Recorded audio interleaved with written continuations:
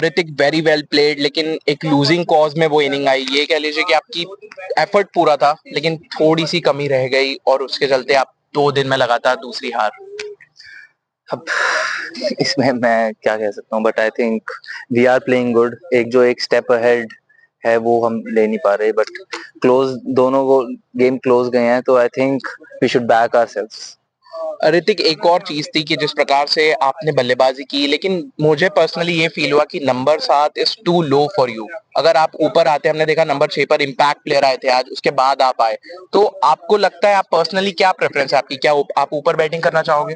नहीं, जो कोच और कैप्टन डिसाइड करेंगे, मैं हमेशा यही सोचता हूँ कि जो कैप्टन जैसे नीतीश भैया मुझे जो रोल देते हैं मैं उसे ही बैक करता हूँ और उस पर ही ट्राई करता हूँ कि उसे ज्यादा अच्छे से अच्छा यूज कर सकूं। और नीतीश से मेरी कल बात हो रही थी तो उन्होंने बताया था कि आप लोगों में भी आपस में मीटिंग्स में बात होती है कि जो भी आपके पास रिसोर्सेस है उसमें ट्रायल एंड टेस्टेड भी अभी हो रहा है, क्योंकि टीम में मे भी अभी तक उतनी ज्यादा घुलमिल नहीं हुई है, तो आप लोग अभी भी कॉम्बिनेशन ट्राई कर रहे हो, तो उस वजह से तो नहीं कि रिजल्ट्स आपके फेवर में नहीं जा रहे हैं अभी? आपको आपको क्या लगता है? नहीं, ऐसा नहीं है। रिजल्ट कल हम 2 रन से हारे, आज हमने इतना क्लोज गेम खेला जब हम बिल्कुल मैच में नहीं थे, तो आई थिंक कि कॉम्बिनेशंस नहीं, हमारे कॉम्बिनेशन सेट है। हम अपने बच्चों को या हमारे प्लेयर्स को हम बैक करेंगे आई थिंक, क्योंकि और होता है, एक बैड डे होता है, बट हमारे पास अभी बहुत बड़े चांस है to qualify for the playoffs. Hrithik, आपने 2022-2023 सीजन आईपीएल खेला, हमने देखा एमआई के लिए आपने बैटिंग की, विद द बॉल भी आपने परफॉर्मेंसेस दी, तो कहीं ना कहीं वो जो आईपीएल का एक्सपीरियंस है यहाँ इम्प्लीमेंट करना आसान होता है, जो आपने एक्सपीरियंस गेन किया है उसके लिए?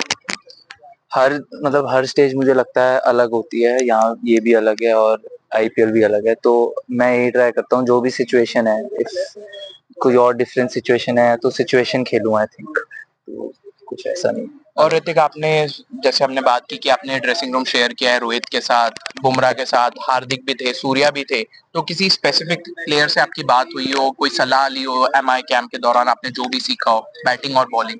हाँ, काफी वहाँ सीखने को तो मिलता ही है, इतना बड़ा प्लेटफॉर्म है और एक्सपोजर, और रोहित भैया भी हैं, तो काफी मैं सीखता हूँ उनसे हमेशा। जब भी वो मुझे बताते रहते हैं, मैं फोन भी करता हूँ तो वो मुझे कहते हैं हाँ, खुल के मुझे फोन किया कर। और I think that's the best thing, Indian captain आपको बोल रहा है ऐसे तो बैक कर रहा है, तो I think it's the best thing. और ऋतिक, इसके अलावा हमने देखा है कि मतलब कई बार होता है ना कि पीछे से आके आप टूर्नामेंट में आगे निकल जाते हो, जैसे आप मुंबई इंडियंस कैंप में आपने खुद देखा है कि मुंबई ने कितने बार किया है, पीछे कुछ मैचेस हारे शुरुआत में और फिर एकदम से कैंपेन उठा और इवेंचुअली वो चैंपियन भी बन गए। कुछ ऐसी परफॉर्मेंस की उम्मीद कर रहे हैं आप डीपीएल में अब? नहीं, हम मुझे नहीं लगता हम पीछे हैं, we are in the middle of the table, और ये सबसे ट्रिकी सिचुएशन होती है कि अगले से मैच से हम डू और डाई वाली सिचुएशन आ जाएगी, सो आई थिंक कि हम अपने आप को ही बैक करेंगे and we are playing good cricket, but एक स्टेप जो फॉरवर्ड है वो आ जाएगा अगले मैचेस। और ऋतिक, कोई एनी प्लेयर जिसको आप रोल मॉडल की तरह लेते हो, जिसको देख के आप करते हो कि यार ये बंदा ना, मुझे इसकी तरह करना है, आइदर बैटिंग और बॉलिंग, कुछ भी? बैटिंग बॉलिंग के लिए मेरा कोई ऐसा रोल मॉडल नहीं है, बट मैं हमेशा आइडल अपने डैड को ही मानता हूँ, तो मेरे डैड ही मेरे सब कुछ है, और मुझे क्रिकेटर क्या पता नहीं, लेकिन इंसान उनकी तरह बनना है आई थिंक।